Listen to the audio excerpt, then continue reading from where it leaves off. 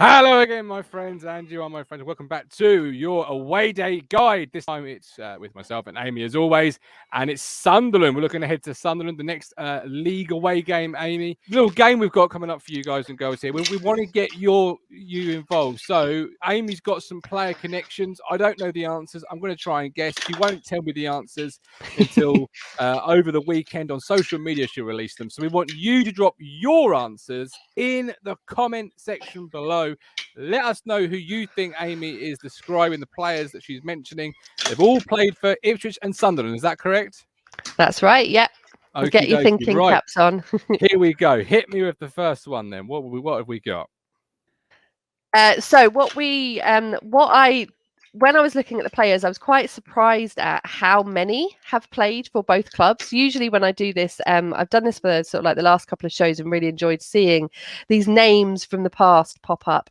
There's some from, I would say, like the Championship era, quite a few from that era, which makes sense because of the managers we had at the time, which we'll come on to in a minute. But one name that did absolutely jump out at me, because he's actually 1 month older than me. He's also from the same area as me. He's from Manchester, which is just around the corner from where I used to live in Cambridge. So in case you haven't got there with those few clues, the one that I wanted to talk about was Darren Bent, but do let us know in the comments if you can think of any other names, and I'll reveal them at a later date. Players that have done both teams, but yeah, Darren Bent is obviously a big name for both clubs, particularly us, come through our youth squad. And when I was looking back at the statistics were incredible. Actually, he had at Sunderland 36 goals and 63 appearances. We sold him to them in 2009 for £3 million, and Sunderland went on to sell him to Villa for £18 million. Now I know we got a bit of the sell-on fee there, but that's incredible to show. Maybe did we let him go too cheaply, do you think, Martin? Sadly, that was another ramification of relegation, wasn't it? And it was the fallout of the years of administration cutting our cloth, having to recoup and sell anyone that was of any value. I was heartbroken when Thomas Gardsay went. I thought he was a great player, would develop into a really good player, and likewise with Darren Bent. If we had stayed in the Premier League, who knows what would have happened and where we'd be, because a player like him coming through, as Sunderland proved it, Tottenham he's proved it, just a phenomenal striker with instincts. Him and Kuchi were, well, the best partnership I've seen in my time supporting Town, and yeah, a really good partnership, really good. I won't say what I've got. I will put my comment in the comment section as well, so you'll see my answers yourself, and the guys and girls watching at home when they watch this. You'll see my answers. I've got a couple of names I scribbled down here while you were talking. How many have you got in total, do you reckon? I've got 3, and one is Darren Bent, so I ain't got very far. I've got 9. 9? Plus 3 that were on loan. So actually it's 12 altogether. Actually, scrap that. It's 10 plus 3 that were on loan, because the number 10 is a really, really special one from before both of our times. In fact, he left Ipswich in 1985 when I will have been less than a year old. So I wasn't even born. All right. Okay, I've just got another one. I've got 4 now. 4 have come to mind. I'd have to go to work after the show. We'll look out for my comment in the comments, but I'd love to know what the fans or what the Talking Town community at home can come up with, because 10. I want to know if anyone can get all 13. That would be amazing. Well, I'll have to try and pry the knowledge from Colin the Goat. Yeah, right. I was just thinking, I bet Ant Steele he'll do this well, I reckon. Yes, good shout. There you go. Right, Ant Steele down. Must speak to Ant. Right, we have got a guest joining us now to discuss the upcoming away game with Sunderland. The away game right at the very top here of the league table, of the country rather. Is that our furthest away? Well, you got Plymouth, haven't you? You can't see because of the chair. You got Plymouth. Oh, yeah. That's down here, obviously, just underneath yourself. That's quite far.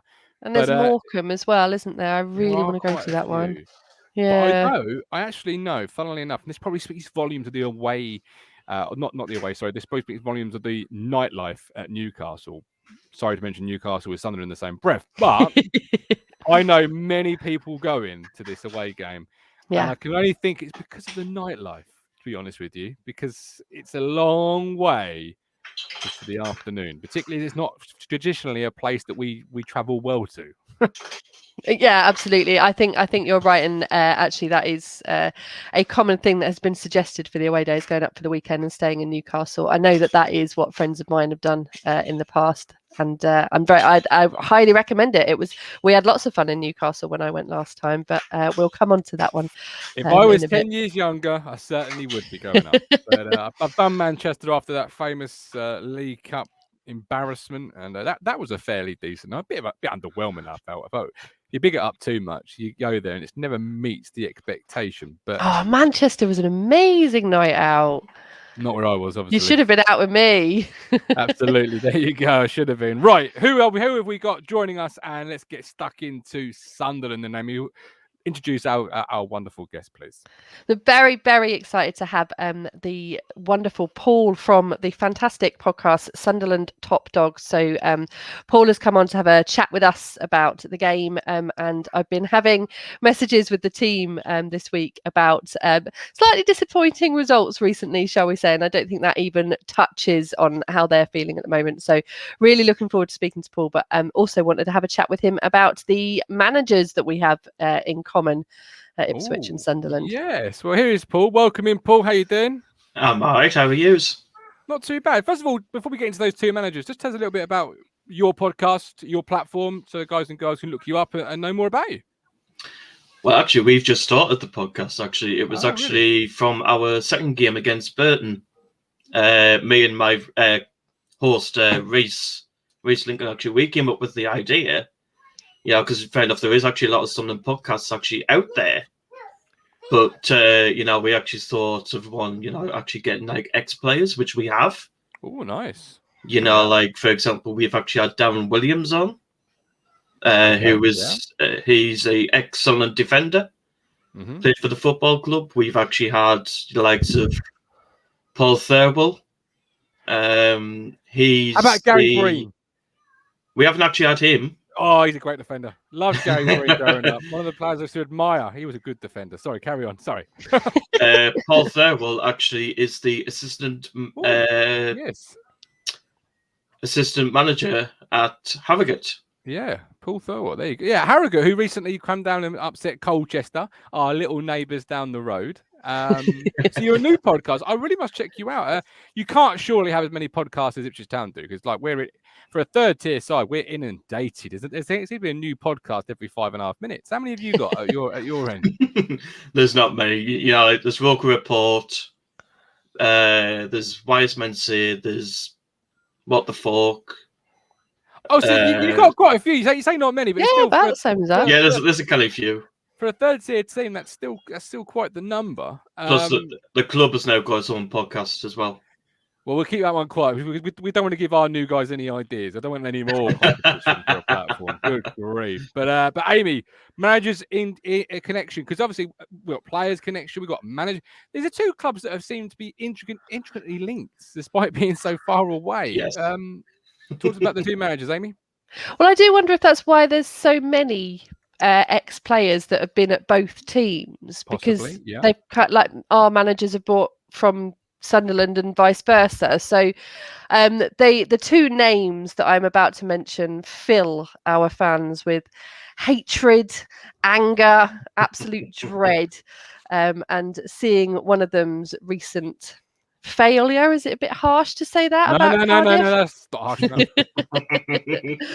Has been perhaps taken with a little bit of glee from a few of us fans. Maybe we're being a bit mean, but I'd quite enjoyed, after the "be careful what you wish for" comments, seeing him falling, and that of course was Mick McCarthy. That went well, didn't it? There you go. Yeah. That went well. Mick McCarthy. Perfect. What are your thoughts on Mick? Perfect, pardon the accent. I didn't actually see him when he was our manager. Oh, you did. You got lucky. What? So what? Yeah. You say you didn't see him, but there's obviously there's some managers you don't see for age, whatever reason.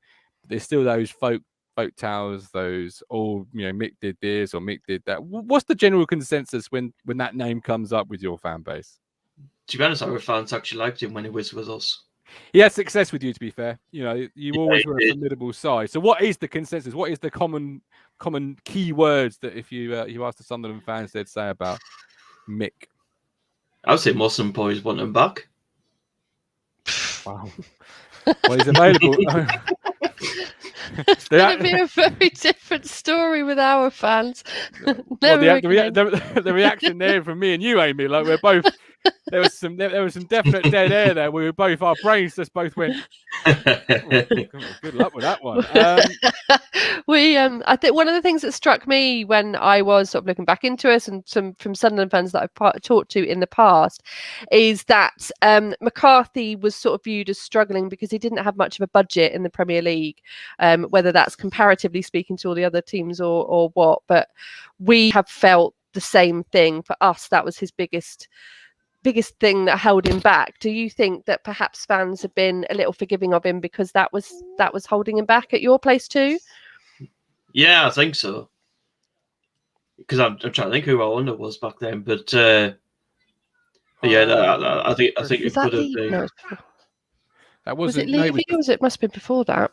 No, it wasn't. I don't think it was. But yeah, I don't know. I remember that. I remember a year Sunderland were the top spenders in the division when you signed. There's a striker, bald head, can't think of his name. Gary Fletcher. Is it Gary Fletcher? Stephen Fletcher. Stephen Fletcher. He was like one of your. Well, that might have been Wolves, to be fair. See, Mick's had so many sides. You lose track of who he signed, where exactly, he signed, and how much money he's had. So, but Roy Keane, that's another manager that isn't going to be well received. Amy, what are your Town thoughts of Roy? And then we'll ask Paul what his Sunderland thoughts of Roy are. I will never forget my dad saying my dad will always give a manager time, but when Roy Keane came, he said he just didn't want his club to become Roy Keane's Ipswich. And it was like he was Mystic Meg, because even for years afterwards, we were referred to as Ipswich Town, who used to be managed by Roy Keane. It was always Roy Keane's Ipswich. And the worst thing about it was he didn't even like us. When his autobiography came out, and he's really rude. And I just think, looking back on his history, you realize how many altercations this man had. That one of the famous ones obviously being when on Republic of Ireland, which was in the days of Matt Holland playing there as well. And I remember Matt sort of like always being quite diplomatic about what Roy Keane had said, but I was just like, he just comes across as a dick, doesn't he? Well, do you reckon the same, Paul? What do you think? I'll just caveat there that views are their own and not of the network, as always. But yeah, Paul, over to you. To be honest, our fans actually liked him. You know, he actually got us promoted. He did, yeah. And I think the reason he left, he actually fell out with our owner, Ella Short, at the time. Yeah. Well, that's what I mean. Again, more altercations. Do you know what I mean? Like, he's with one of the stories we know well is Johnny Walters as well, which I think was that. I'm trying to think what team that was when he was there, but that's all he does. Do you know what I mean? And Niall Quinn was obviously at Sunderland. I can't remember what the role was, but chairman. So they had a bit of history, and then that cropped up again after he left, didn't it? So it was just like, ugh, he must just be a not very easy man to work with. I'm like you just said, Law. I think Niall Quinn was the chairman, but Ella Short was still putting money into the club, investing in the club. It was a really strange dynamic because obviously Niall Quinn was first of all your manager. You were boss of the Championship. He then moved upstairs. Roy came in, transformed from the outside looking in, transformed the football club, and then left you in the Premier League, which is what all of us Town fans were hoping at the very least we'd get out of Roy Keane. We don't mind what state he left us in as long as he left us in the Premier League. The same way he did with Sunderland. Sadly, it didn't work for whatever reason, number of reasons. I spoke to David Norris, who obviously played under Roy at Town, and he was just sort of, you're never quite sure what you'd get with Roy. Sometimes he'd see you in a pub and send a round of drinks over, and other times it just sort of ignore you. And he's a man after my own heart, to be fair, Roy Keane. You know, he says it how it is, and is prickly at best.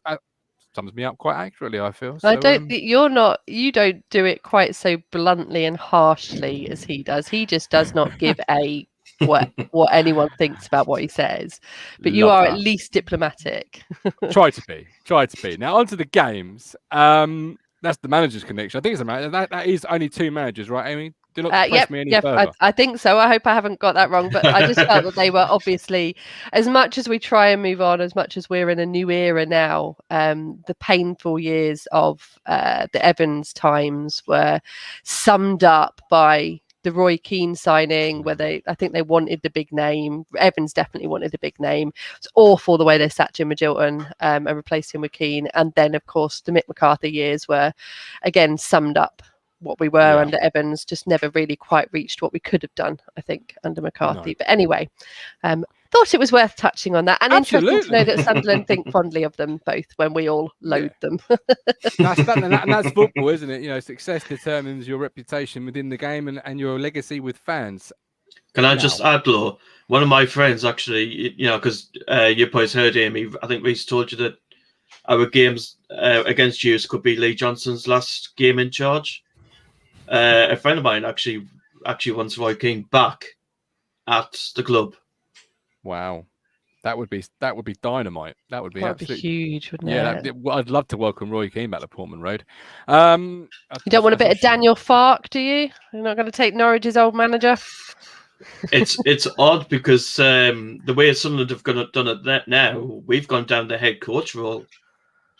Okay. So it could be anybody. That could actually come in. Well, talking to Sunderland, obviously, you Ipswich Town now. You're out of the FA Cup. You mentioned there it could be Lee Johnson's FA Cup. You mentioned there it could be Lee Johnson's last game. How is the fan base feeling at this moment in time and looking to Ipswich? What are your general thoughts on us coming to town, and etc.? We're actually frightened. Oh, I like that. Oh, I like that. You know that. Our recent performances under Lee Johnson hasn't been that good. You know, no. I've actually been at the games we've actually lost. You know, we lost 4-0 to Portsmouth. I was down there. We lost, I think it was 4-1 to Rotherham. Mm-hmm. Or 5-1, I think it was something like that. We lost to Sheffield Wednesday. What's been the problem? What's been the problem? What's been your underlying issues? Has it been selection, tactics, in-game adjustments, or just the players not performing for whatever reason? I don't think the players have been playing for him. Okay, all right. Because Johnson said after the game on Saturday, which was the FA Cup, which were out, Johnson said Ross Stewart, who's one of our main strikers, picked up an injury against QPR. Lee Johnson's been playing him through injury. Oh, right. Okay. He picked up a shoulder injury at QPR. He came off the sideboards at Queen's Park Rangers. Ooh. So he's been battling through to keep playing with the injury. But doesn't that show at the other side of the coin, though, that maybe they are willing to put the work in and the work rate, and it's just been a poor run of results. I mean, we've gone through it ourselves this season, on 19 new players, big budget, thinking we're going to be, HMS pissed the league. We stumbled out of the traps instead of sprung. Could it just be that you're going through that form that a lot of sides, you've been down League One a few years now. We have. You know what it's like. This is actually like our fourth season in League One. Yeah, this is our third, I believe. And the first time we were progressing the Papa John's Trophy. Look at that.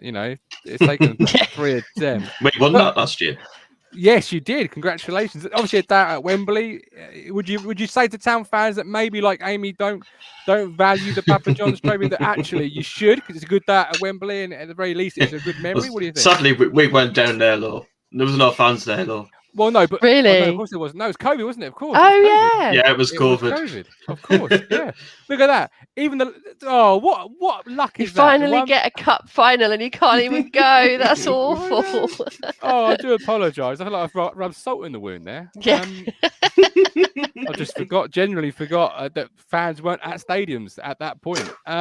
So Ipswich, what are your thoughts on us? Obviously, 19 new players, new improved budget. What are your thoughts on Ipswich Town? Like I said, I'm actually frightened. What frightens you? Well, Johnson's actually been playing right from the back.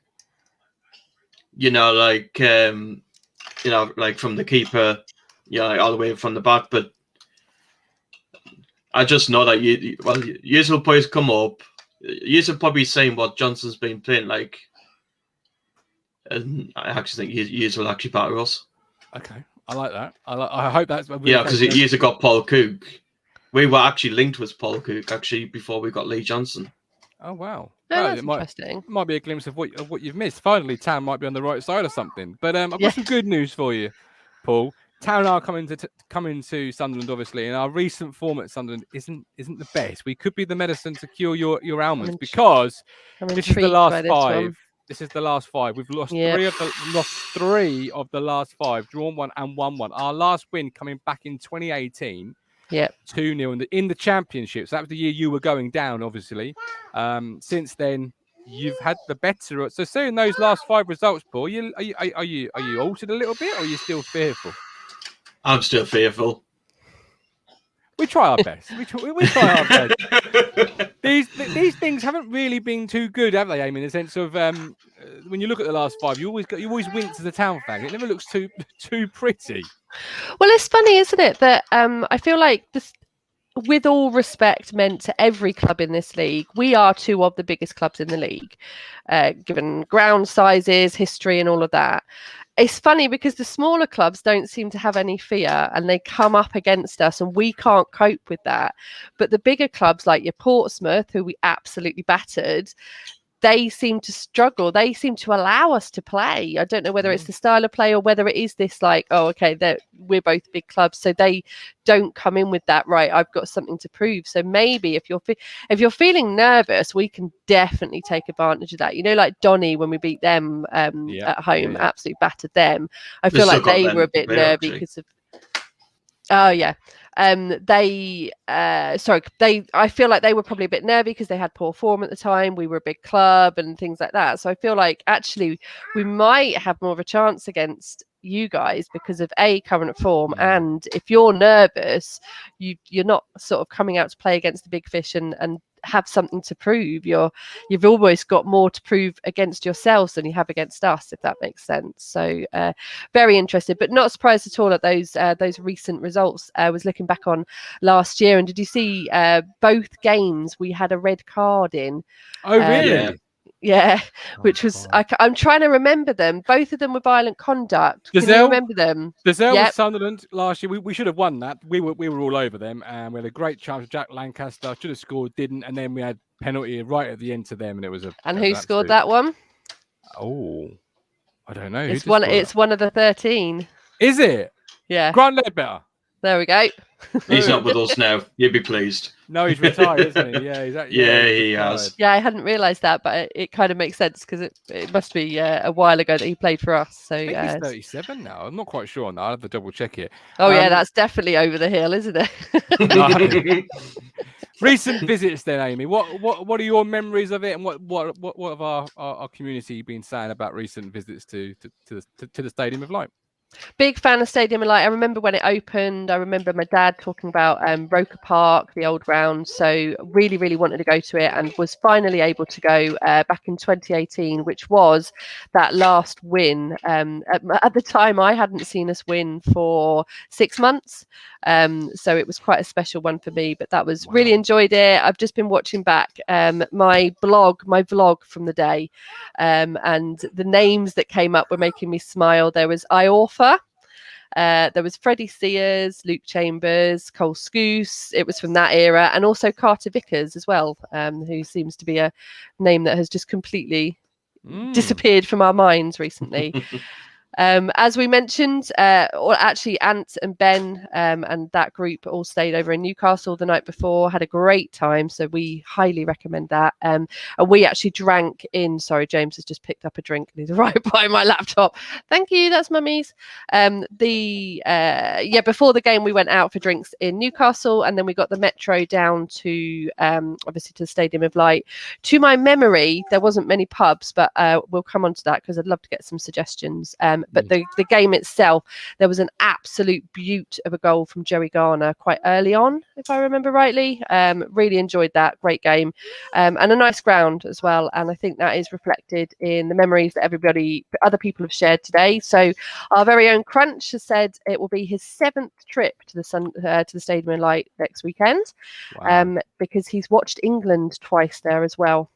He said the Turkey game in 2003 was Rooney's first full game for England, and he was on absolute fire. So he mentions there that the stadium was absolutely rocking. And I think when I think about the Stadium of Light, I think about a great atmosphere, which I don't think we as Ipswich fans have been able to experience really, because obviously we beat you, and my memory of it was when we beat you, and you guys were struggling at the time, so it wasn't quite so rocking that year. And there was a really lovely memory that I also wanted to share from Ian Bailey, who said that he is finally going to the Stadium of Light this year because he's tying it in with his niece's engagement party. And he mentioned his I love it when life comes together like that. He said his first memory was the Victorian terrace streets and all the friendly local punks wearing Angelic Upstarts t-shirts, and that'll be another one for Ant Steele. I don't know if that's a band.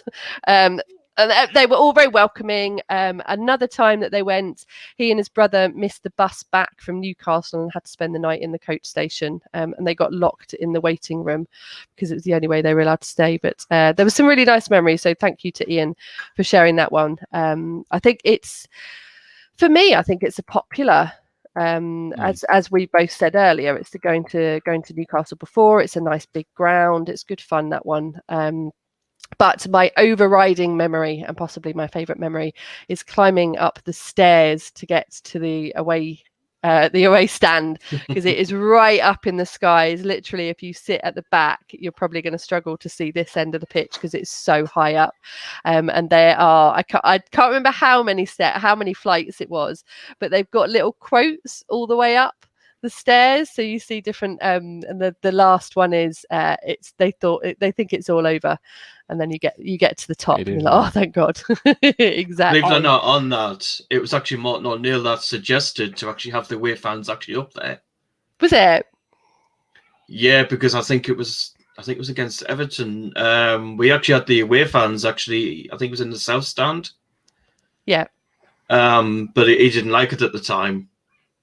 When back then, so he actually suggested to the club to put the away fans actually up there. Wow! So we've got him to thank when we have to climb Mount Everest. To get it makes sense, doesn't it? And funnily enough, Newcastle also had their away fans miles away from the pitch, way up high as well, don't they? So still do.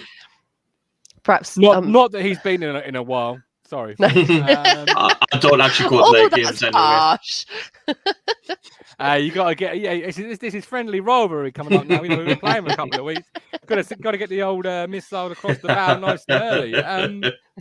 But we are going to lean on you now, Paul, for some knowledge, because we need to get our fans up to date and ready to come to Sunderland. So we need to have some vital information off you. First of all, let's kick things off with the ground itself. Is it a good ground for away fans and fans in general in terms of amenities, food, drink? Because some grounds you go to, ours included, just piss poor. How's the Stadium of Light shape up? I'm actually pleased we've actually got that ground. I'm trying to think. I think it was the Peter Reid that actually opened the Stadium of Light, actually as manager. It was. Yes, it was. He's now obviously, Reid's consultancy firm of Portman Road, Paul Cook's ally and confidant down at Portman Road. So yeah, he'll be back up he'll come with the team, for the game and sit in the director's box. Will he get a good reaction, a good reception? Do you feel from the Sunderland? Especially a bit of a hero. Yeah, actually, a bit of a hero. Yeah, our fans loved Peter Reid actually when he was with us. Yeah, he delivered some really good success to yourselves. Where do we drink around the Stadium of Light? What's friendly, what's good, and what serves great beer and great food?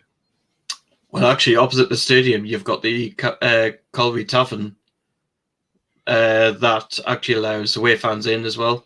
Home and away fans. It's just opposite the ground. And what's that called? The Colby Tavern? Yeah, the Colby Tavern. Okay, there you go. Look at that. That's quite rare, Amy, that you get a location so close to the ground. In fact, opposite, as Paul says, that allows home and away fans. That's quite a Yeah. Yeah, absolutely. I think when I went there, I went to a pub called the Albion, which is a little bit further away, but not. It's still within a 5-minute walk. But it was absolutely packed out, as you would expect on a Saturday afternoon. But one of the suggestions I read online that I really liked was actually if you're going for the whole day or maybe even the weekend, heading down to the seafront and going to the Harbour View was the name that I saw. I think that's what I would be doing if I was going this next weekend. I would definitely be heading to Harbour View and just going and seeing something a bit different, because you don't think of Sunderland and seaside. So that would be a good one.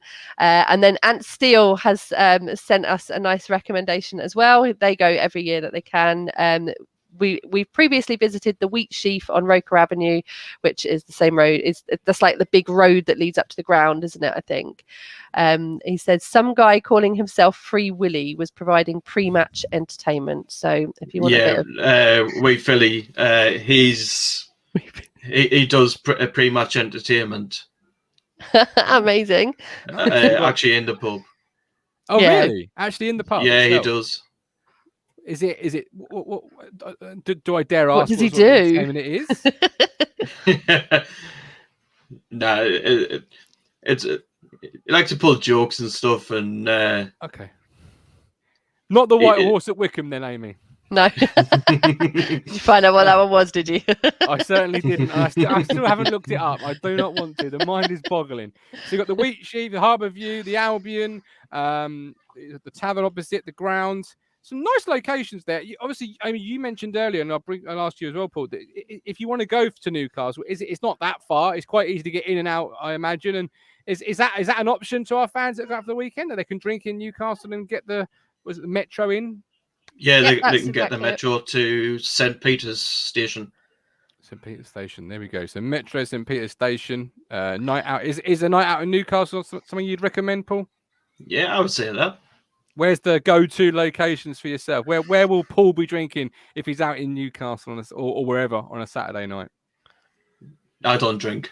I don't drink alcohol. Okay. All right, fair enough. You're like me. I like an occasional beer, but I'm not a huge drinker anymore. Where can they park? For those that aren't drinking, obviously don't drink and drive, where can they park around the ground? Is it good for parking? Because Wycombe, in case you haven't been, is atrocious, for an example. So what's the Stadium of Light like? You can actually, I think you can. But like we've got car parks near the ground anyway. Okay. In the town centre, you can actually park in them. You'd imagine being quite the well built up area, Amy, that it's going to be well stocked for car parks. Yes, it seems like there's quite a few suggestions. One of the one that caught my eye if I was driving would be the metro station, the Stadium Light metro station. Apparently it's only £1 to park there, so I'd be very tempted to go there. Exactly. Or the town centre is an option. Park up there, head down, grab yourself a pre-match pint from one of the pubs on the way there, and then by the time you walk back, it will have worn off for you, so you'll be all right. Absolutely. Park up, pay £1, go see Free Willy, go and see 3 points, get collected, go home. Sounds like a great afternoon. Lastly, as we round up, Paul, I really thank you for your time. Somebody mentioned, Amy, what did they mention as a must-see before they go home? What was it? Oh, yeah. So Mark Dowling from Twitter. Mark always gives us suggestions. I love love it when he responds. Mark says to go and see the Sunderland Fans Museum. It is a treasure trove of memorabilia, apparently. So, and Paul obviously likes the sound of the idea of that one. Is that a favourite of yours as well? Yeah, because, well, not always, but now and again, some of our actually ex-players is actually in the Fans Museum.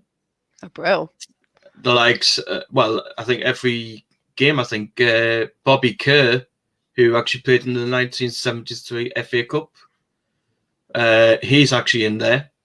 Now and again, not always, but Super Kev is actually in there. Kevin Phillips. Yeah. You can actually go and meet the players.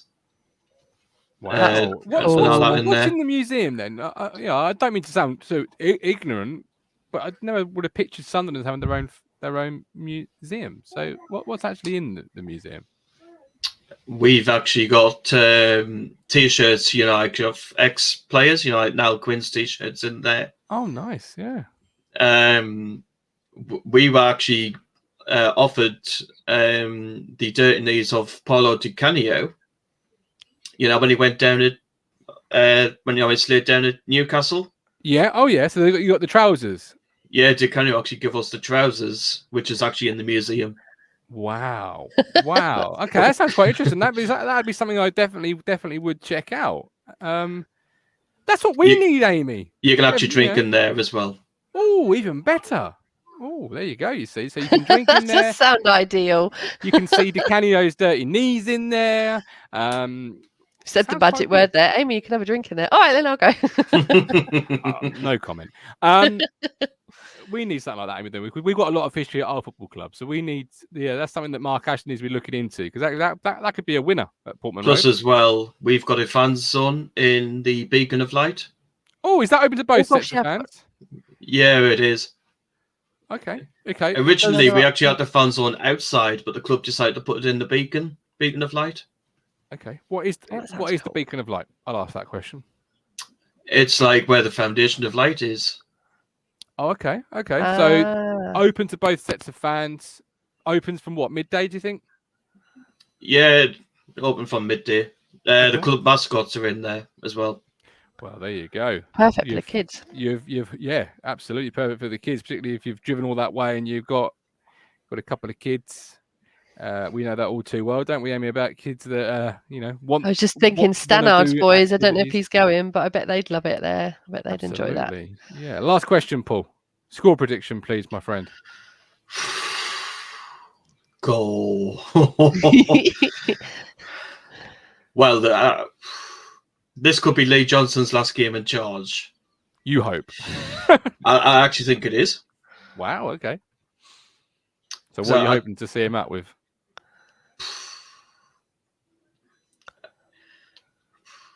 I actually think we're going to win, News. Going to win? You think you're gonna win now? Because we've given you so much confidence from this podcast. In 42 minutes, we have convinced this Sunderland fan to go from we're going to get hammered to I think we're going to win. This is complete. This is. It'd be interesting what this break does for Lee Johnson. Yeah, it really will. So, so you think I'm just gobsmacked with somehow we are speaking about our team has transformed your opinion, Paul. So would it be a squeaky win? Will it be a convincing win? And if it is a win, that surely can't be Lee Johnson's last game in charge. I think it really depends how the club sees it. Well, the board especially. Yeah, we've got Steve Bruce now available again. He'll not come back to us. He knows the area pretty well. He knows the area pretty well, I'm just sticking things. A lot of people has actually been winding me up about Steve Bruce anyway. I was like, no. As a host, my job is to ask the questions, not to answer them. That's all I do.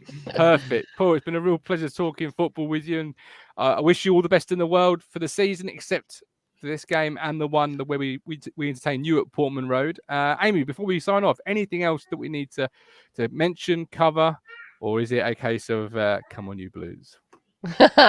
Always. Now, thank you as always to everyone who shared their stories. It's been really lovely. Please do keep an eye out for me posting on social media when we are getting ready for the next away day guide. Our next games coming up, Oldham aside, are Charlton away, which is today sold out. Standard. We do love that away game as Ipswich fans, don't we? Nice close one, great ground. Just a quick question. Go for it. How many fans are you putting up? Do you know? I'm not sure. I haven't heard of the tickets selling as quickly as they usually do, but I know personally I'm waiting to see if I can afford to go. So I might I don't know whether people are just waiting till a bit next week to decide last minute. If I go, it's going to cost me £120 on the train, and I'm not even coming up from Suffolk. Exactly. So this is why it's a bit of a debacle for me. But anyway, thank you to everyone who shared their memories. Next game for us is Charlton, and then we have got Wigan and Martin and I have actually already spoken to a Wigan fan about Paul Cook. So really looking forward to that away day show when we record that, which I expect will be next week, hopefully. And then just a quick plug, another plug for the our Monday show, which will be with with Eve from Her Game 2, talking about the football standards, Football Supporters Association survey, which, as you know, is something that's really close to my heart. So I would love to see more people come along live or watch us and let us know what you think and how you think we can help make women feel a little bit safer at the games. But yeah, as always, I think thank you. And don't forget to let me know if you can pick out those 13 players. We've given you Darren Bent and we've given you Grant Ledbetter. Who were the others? Yeah. Get them in the comment section now. Paul, a pleasure. Amy, as always, fantastic to host a show with you. But yeah, until Charlton, goodbye.